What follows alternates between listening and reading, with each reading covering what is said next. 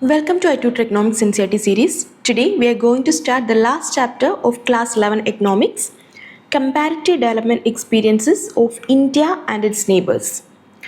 In our previous units, we studied India's development experience in detail, how our country planned its economy, what policies were adopted, and how these policies impacted different sectors like agriculture, industry, and services. Now, in this last chapter, Comparative Development Experience of India and its Neighbours, we are going to take a step further. We will not just look at India alone, but we will compare it with our neighboring countries, mainly China and Pakistan, to understand how each country has grown and developed since independence. See, in today's globalized world, no country grows in isolation. Countries form regional groups like SAARC, ASEAN, G8, G20, and so on to strengthen their economies. And understanding how our neighbors perform help us identify our own strengths and weaknesses. So, this chapter helps us answer some interesting questions like how did India's policy differ from China's and Pakistan's? Why did China grow faster? What lessons can we learn from them for our future development? So, let's begin by understanding the background of these countries and why comparing them makes so much sense. Okay, now in this chapter, we will be comparing the developmental strategies, that means the methods and plans for growth followed by India and its neighboring countries, mainly Pakistan and China. But before we go deep into the comparison, there is something important to remember. Even though these countries, that means India, China and Pakistan, share some similarities in physical features like climate, natural resources and even cultural connections in some parts, there are major differences in their political systems and governance model. India, as we all know, is the largest democracy in the world, right? It has followed a secular and liberal constitution ever since independence. That means people have the freedom to choose their leaders and practice any religion.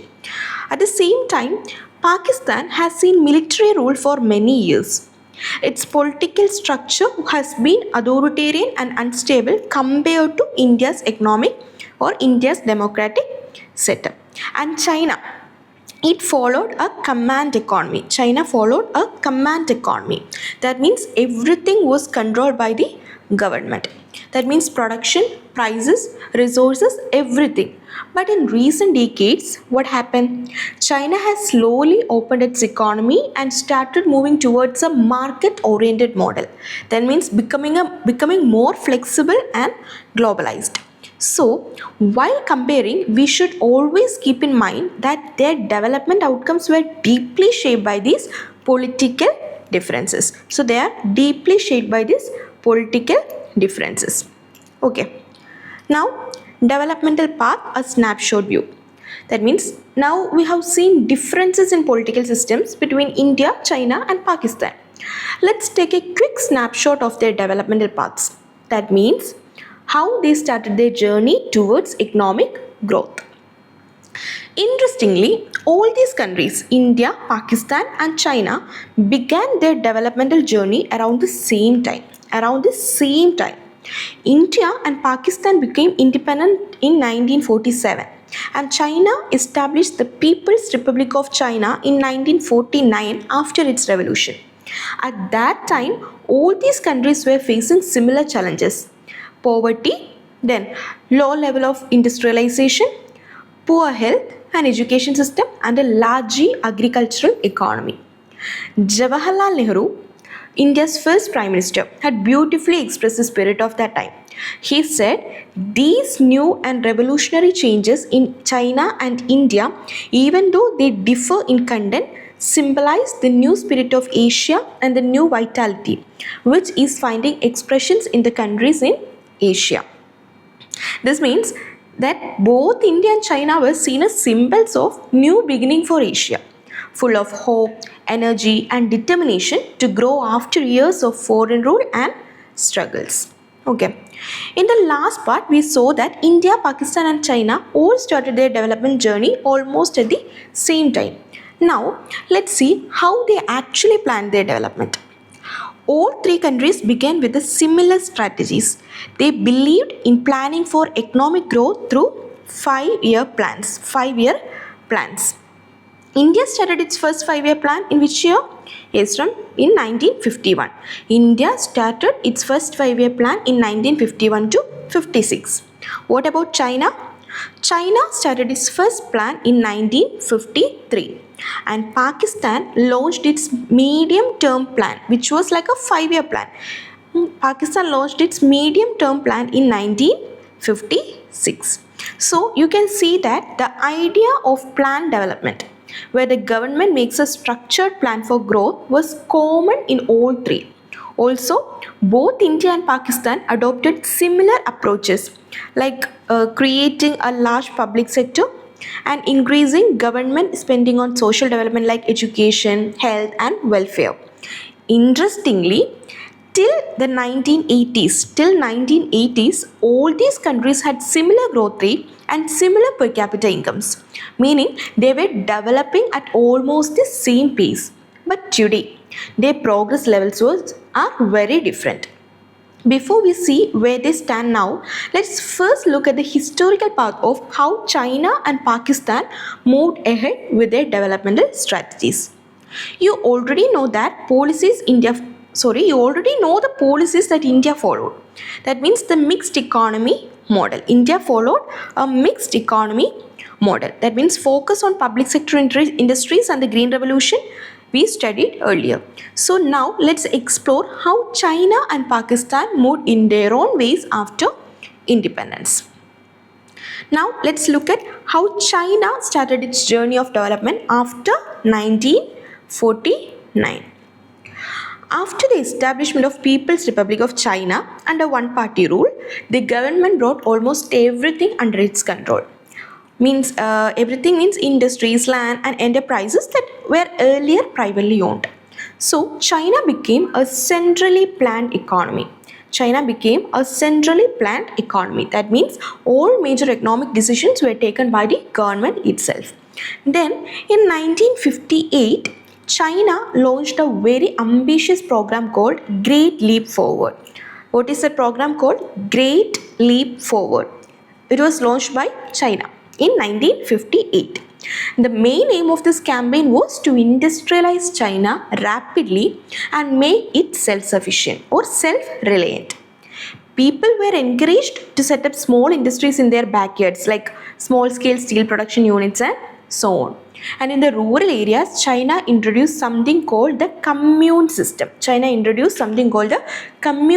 in rural areas. And under this system, people collectively cultivated the land and shared the output. By 1958, what happened? There were about 26,000 communes covering almost the entire rural population. However, this Great Leap Forward or GLF, this did not go as planned. There was a severe drought. And which led to famine and the death of nearly 30 million people.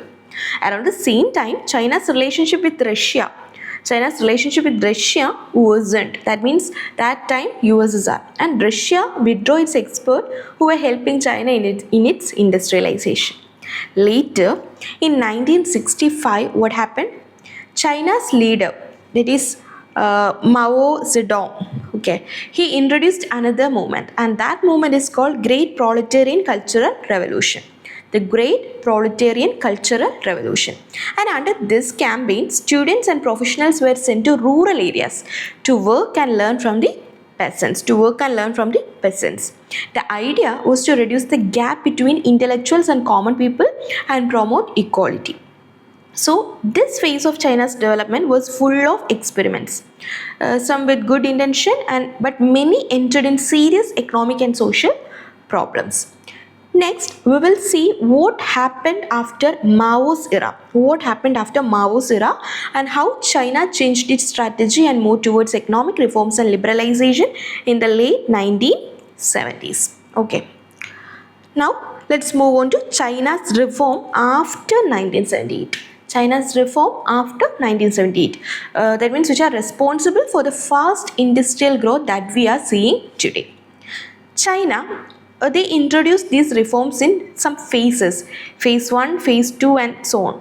So in phase 1 or in the initial phase, agriculture and foreign trade was initiated. In agriculture, the commune lands were divided into small plots which were allocated to individual households, and families were allowed to keep all the income they earned from these plots after paying taxes. And this created incentives for farmers to work harder because they could directly benefit from their labor. So in the first or initial phase, reforms were initiated in agriculture, foreign trade and investment sectors. And in phase 2, reforms were initiated in the industrial sector. Okay, that means private sector firms and township and village enterprises, that means TVEs, okay, which were owned by local communities were allowed to produce goods freely. And state-owned enterprises or SOEs, which are like our public sector units in India, were made to face competition, pushing them to become more efficient. And also China introduced a system called dual pricing. What is it called? Dual pricing. What is meant by dual pricing? China, a certain quantity of goods or inputs had to be bought or sold at government fixed prices, and the rest could be traded at market price. Over time, more goods moved to market pricing, giving producers more freedom and boosting efficiency. So, the reforms are also involved that dual pricing system. That means a certain quantity of goods or inputs had to be bought or sold at government fixed prices, and the rest could be traded at market price, and over time more goods moved to market pricing, giving producers more freedom and boosting efficiency. To attract foreign investment, China set up special economic zones. That means areas where businesses could operate under more liberal economic rules. And these zones helped China integrate with the global economy and accelerate industrialization. So these reforms, all these reforms that we have said, transformed China from a centrally controlled economy into a more market-oriented economy, leading to rapid industrial growth, exports and economic development. Okay. So now you know what are the initiatives of China or the reforms made by China. In phase 1, they made reforms in agriculture and foreign trade. In the later phases, they made reforms in industrial sector, and they introduced dual pricing system and also special economic zones to attract foreign investment. Okay. Now let's look at Pakistan's development path, and you will notice some similarities with India, though there are differences too. Pakistan adopted a mixed economic model. They adopted a mixed economic model where both public and private sectors coexist, similar to India. In 1960s, import substitution and Great Revolution happened. In the late 1960s, Pakistan followed a regulated policy framework, that is import substitution industrialization. That means manufacturing consumer goods locally instead of importing. Import substitution industrialization. And also tariff protection and import controls were applied to encourage domestic sectors or domestic industries. And the Green Revolution led to mechanization of agriculture. Then increase in public investment in infrastructure in select areas, and also higher food grain production, which transformed the agrarian structure. Okay. In 1970s, Pakistan nationalized capital good industries. In 1970s, they nationalized capital good industries. This means the government took control of key industries, aiming to strengthen public sector participation. And in late 1970s and 80s, denationalization and private sector boost happened. Pakistan shift policy again, focusing on denationalization. That means returning industries to private ownership, and also encouragement to private sector growth. And during this period, Pakistan also benefited from financial support from Western nations, then remittance from overseas workers, especially in the Middle East, and so on. And these inflows stimulated economic growth and supported development initiatives. So, Pakistan's development path shows a shift from public sector dominance to encouraging private enterprises, with agriculture and industrial growth shaped by both domestic policies and foreign assistance. Okay, so all this created a conducive climate for new investment. In 1988, reforms were initiated in the country, and having studied a brief outline of the development strategies of China and Pakistan, let us now compare some of the developmental indicators of India, China and Pakistan. That means let's now look at the democratic indicators of India, China and Pakistan. Okay, out of every 6 person or 6 people in the world, one is Indian and another is Chinese. Okay, out of every 6 person in this world, one is Indian and another is Chinese. That shows the sheer population size of these two countries. Pakistan's population is much smaller, roughly about 1/10 of India or China. It's much smaller. And Pakistan have much smaller population. Now we will now compare some key demographic indicators like population growth, density, literacy and life expectancy to understand how these countries differ in human development and social progress. This comparison will help us see how population pressures influence development strategies in each countries. Okay. Though China is the largest nation or largest country geographically among the three, its population density is the lowest. From the data we can see population growth is highest in Pakistan, followed by India and then China. That means it is lowest in China. And this low growth is in China is largely due to one-child norm or one-child policy introduced in the late 1970s. Okay, so the population growth in China is low and it is highest in Pakistan. What about sex ratio? It is low in all these three countries. Biased against females largely due to son preference is the main reason for the lower sex ratio.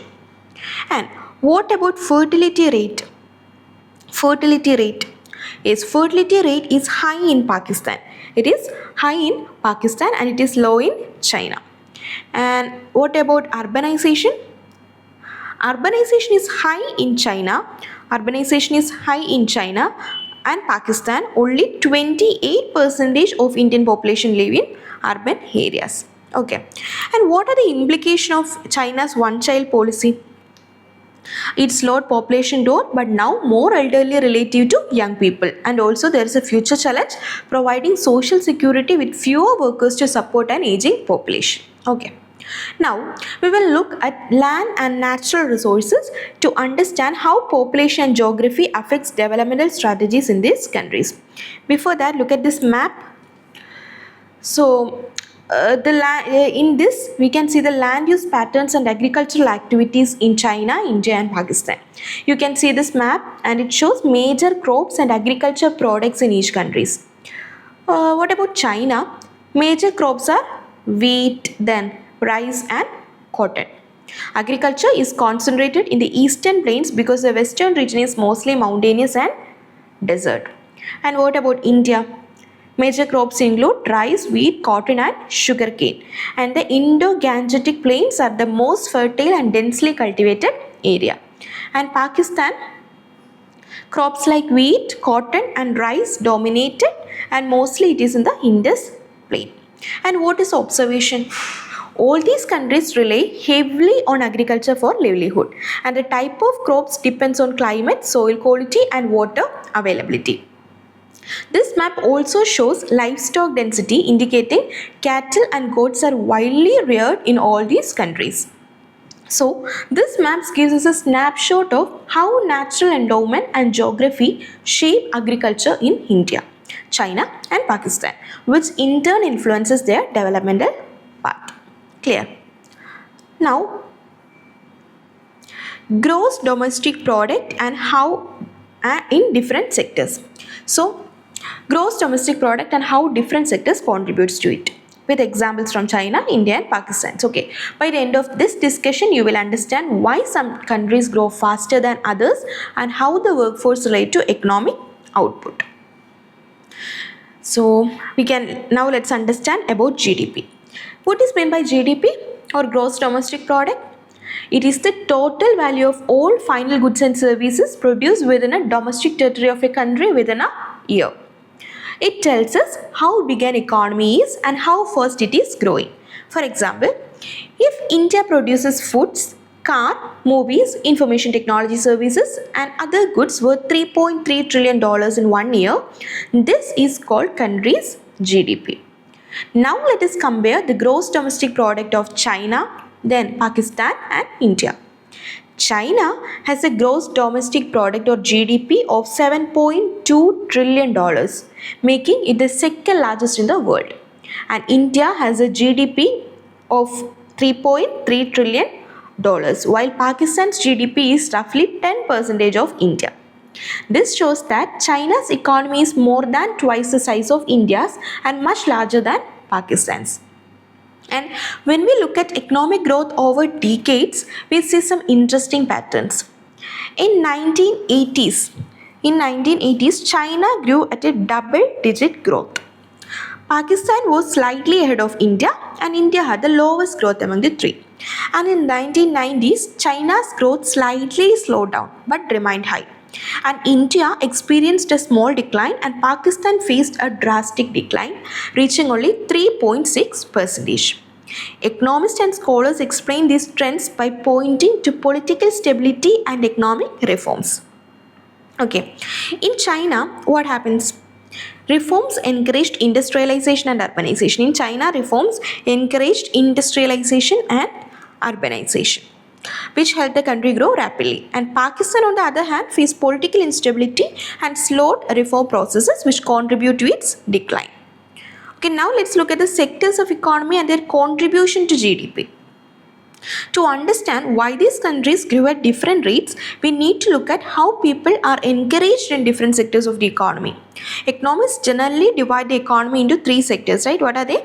Primary sector, secondary sector and tertiary sector. Primary sector includes agriculture, fishing, forestry and mining. Secondary sector includes industry, manufacturing and construction. And what about tertiary service sector? This includes services such as transport, trade, IT and healthcare. So here is an important point to remember. The number of people working in a sector does not always indicate how much that sector contributes to that economy. For example, in China, until 1980s, more than 80% of the population depended on agriculture for their livelihood. However, only 10% of China's total land was suitable for farming, which means agriculture productivity was low. In other words, even though most people worked in agriculture, the total output from farming was relatively smaller. And to address this, the Chinese government encouraged people to leave agriculture and take up other activities such as handicrafts, commerce and transport. And by the year 2000, what happened? 54% of Chinese workforce was still engaged in agriculture. But agriculture's contribution to GDP was only 15%. This shows that moving workers into more productive activities can greatly increase the economy's overall output. Okay. And another factor that affects economic growth is urbanization. What is the next factor that affects economic growth? That is urbanization. Okay, China and Pakistan have a large proportion of urban population than India, and urban areas tend to have more jobs in industries and services which are generally more productive than agriculture. India, with a larger rural population and more people dependent on farming, experienced lower economic growth in comparison. So what are the key takeaways? Yes, first, China's rapid growth was possible because the country implemented reforms, encouraged urbanization and shift its workforce from agriculture to industry and services. And then, the size of the workforce in a sector does not necessarily indicate its contribution to the economy. In China, even with a large agriculture workforce, the output was relatively low. Okay, the next takeaway is political stability and economic reforms play a crucial role in determining a country's growth. And finally, comparing countries requires an understanding of both the composition of their workforce and how productive each sector is. Okay, so think of China as a country that moved from being mostly a farming society to an industrial and service based economy. By encouraging people to take up more productive work outside of agriculture, the country was able to achieve very high economic growth. India and Pakistan, with larger rural populations and less effective reforms, grew more slowly. Clear? Now, sectoral contribution to gross domestic products in India, Pakistan and China. Okay, let's continue it in the next class. So let's stop it today. Thanks for watching. For more related contents, do like, share and subscribe.